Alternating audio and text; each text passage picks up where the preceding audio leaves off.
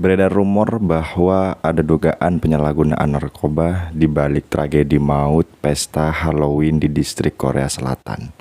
Dan juga banyak muncul dugaan-dugaan lainnya seperti perayaan tanpa penyelenggara, minim petugas untuk mengontrol kerumunan, lokasi Halloween yang cukup sempit hingga antusiasme warga terlalu berlebihan. Mengingat kita semua telah melalui pandemi COVID yang menyebabkan warga haus akan hiburan. Akan tetapi insiden ini malah mengakibatkan korban berjatuhan sekitar 156 jiwa meninggal dunia.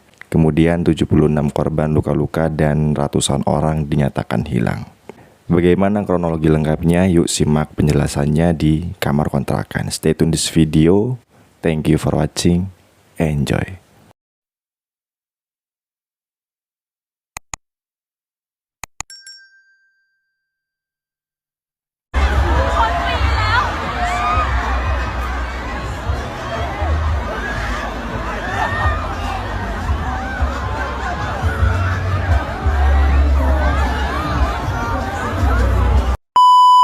Welcome to Kamar Kontrakan. Di video kali ini Kamar Kontrakan akan membahas sebuah insiden besar yang menggemparkan seluruh dunia, yang mana insiden ini mengakibatkan ratusan korban berjatuhan. Langsung aja masuk ke dalam kronologinya.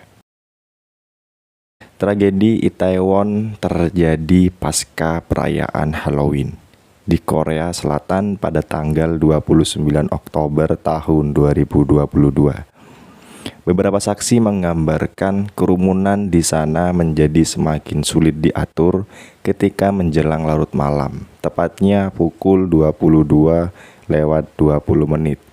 Ratusan orang berdesakan di gang sempit dan nyaris tidak bergerak sama sekali. Kawasan Itaewon sendiri sudah lama populer sebagai tempat perayaan Halloween setiap tahunnya. Sejumlah warga negara tetangga termasuk warga Indonesia bahkan rela untuk terbang ke Seoul untuk merayakan Halloween di Itaewon.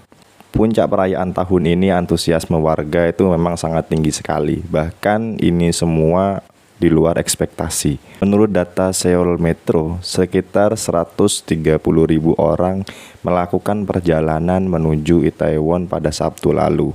Angka ini naik 30% dibandingkan saat perayaan Halloween sebelum pandemi pada tanggal 26 Oktober tahun 2019. Yang artinya antusiasme masyarakat akan perayaan ini sangat nampak sekali, mengingat sudah 2 tahun mereka tidak merayakan Halloween. Seperti halnya di negara kita di Indonesia, selama pandemi kita dibatasi untuk berkunjung ke tempat keramaian. Bahkan lebaran tiba pun masih terdapat himbauan untuk tidak mudik. Dan pada saat pemerintah memutuskan pandemi ini sudah menurun drastis, di sanalah antusiasme masyarakat kita muncul hasrat ingin melakukan perjalanan liburan bahkan berkunjung ke kampung halaman. Jadi munculnya antusiasme warga di sana akan kembalinya diselenggarakan perayaan Halloween itu memang sangat wajar sekali. Kemudian dari kasus atau insiden ini banyak tersebar rumor bahwa perayaan tersebut tanpa adanya pihak penyelenggara. Perayaan Halloween memang berasal dari budaya barat, namun semakin populer di kalangan warga Korea Selatan dan negara Asia lainnya. Sementara itu, Itaewon memang dikenal sebagai distrik hiburan di kotanya Seoul. Banyak berjajar kafe, restoran, bar, hingga klub malam di sejumlah gang-gang kecil yang hanya selebar kurang lebih 3 sampai atau 3,2 meter saja. Tak hanya Halloween, kawasan Itaewon sudah biasa dipenuhi muda-mudi Korea Selatan setiap akhir pekan dan perayaan spesial lainnya. Namun, memang tidak ada acara resmi yang digelar oleh badan penyelenggara di kawasan itu. Perayaan Halloween pada Sabtu hari pekan lalu itu berlangsung tanpa ada arahan. Sebab ratusan ribu orang yang menyerbu kawasan Itaewon murni ingin menikmati suasana dan keramaian di bar-bar dan klub di kawasan tersebut. Kemudian fakta yang beredar berikutnya adalah minimnya petugas untuk mengontrol kerumunan. Menurut petugas di sana hanya ada 137 petugas yang dikerahkan ke Itaewon untuk mengamankan puncak perayaan Halloween pada Sabtu tanggal 29. Padahal massa yang mendatangi kawasan itu mencapai 100.000 orang lebih. Jumlah tertinggi dibanding tahun-tahun sebelumnya, yang artinya 137 petugas versus 100.000 lebih massa yang datang. Jika dilihat dari data, faktor petugas pengamanan untuk perayaan Halloween ini memang jadi faktor utama gagalnya petugas dalam menanggulangi keramaian pada saat perayaan. Dan petugas mengakui bahwa tidak memiliki prosedur khusus untuk menangani kerumunan perayaan tanpa acara resmi.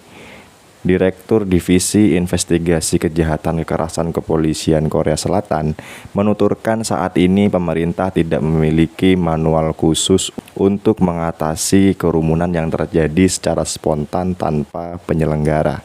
Selain itu, petugas yang dikerahkan bukan untuk pengendalian massa, melainkan untuk mencegah kejahatan dan untuk mencegah berbagai kegiatan ilegal. Terkesan lucu ya, atau mungkin petugas di negara tersebut bertugas hanya sesuai dengan porsi mereka masing-masing.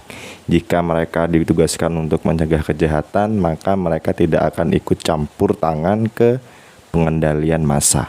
Mungkin begitu, tapi ini hanya pemikiran sepintas. Mungkin petugas di sana memiliki alasan kuat terkait tragedi ini. Kalau kita pikir sebetulnya sama halnya di Indonesia. Ketika malam Idul Fitri tiba, massa berbondong-bondong datang ke pusat keramaian kota tanpa adanya penyelenggara. Namun juga ada beberapa tempat yang merayakan malam Idul Fitri dengan adanya panitia penyelenggara. Kemudian faktor berikutnya merupakan jalanan yang sempit dan menurun. Kita ketahui bersama bahwa Itaewon merupakan pusat hiburan di Seoul. Gang atau jalan di sana memiliki lebar kurang lebih 3,2 meter sampai 4 meter saja, kemudian dengan kondisi jalan naik turun seperti bukit. Sementara itu, insiden desak-desakan yang berbuntut ratusan orang meninggal terjadi di salah satu gang Itaewon di sebelah Hotel Hamilton di luar pintu keluar satu stasiun kereta bawah tanah Itaewon.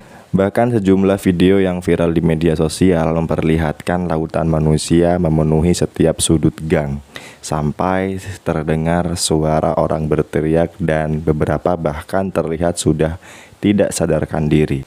Sejumlah pihak meyakini akses yang sangat sulit menjadi salah satu alasan petugas darurat sulit melakukan penyelamatan saat tragedi berlangsung. Sebab kawasan itu dipenuhi massa dan lalu lintas pun sangat padat. Hal ini pun pernah juga dialami Indonesia di kala tragedi Brexit beberapa tahun silam. Jika kalian nonton video kamar kontrakan sebelumnya, pasti kalian tahu kebanyakan korban tewas karena tidak sempat tertolong akibat sulitnya jalur evakuasi. Bahkan ada saksi mata yang mengungkapkan ada bentrok di tengah kerumunan massa yang menjadi pemicu insiden Itaewon. Tak sekedar kericuhan biasa, disebutkan juga banyak yang melihat peserta malam pesta menggunakan narkoba.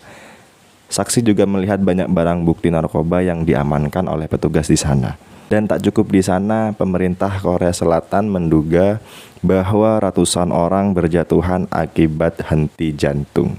Akibat tragedi itu, Presiden Korea Selatan mengadakan pertemuan darurat pada dini hari Minggu tanggal 30 Oktober tahun 2022.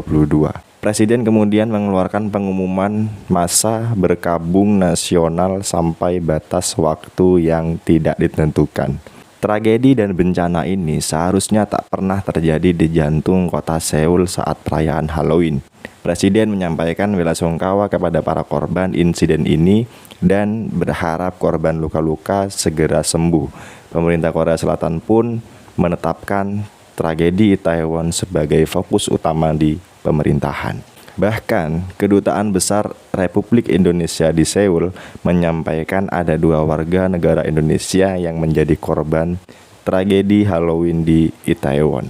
Dua WNI tersebut sempat dirawat di rumah sakit dan kini telah kembali ke kediamannya. Nah, itu tadi merupakan cerita singkat dari insiden di Korea Selatan. Oke, sekian dulu video kali ini. Buat kalian, jangan lupa mampir ke channel Kamar Kontrakan. See you next video. Thank you for watching. Enjoy.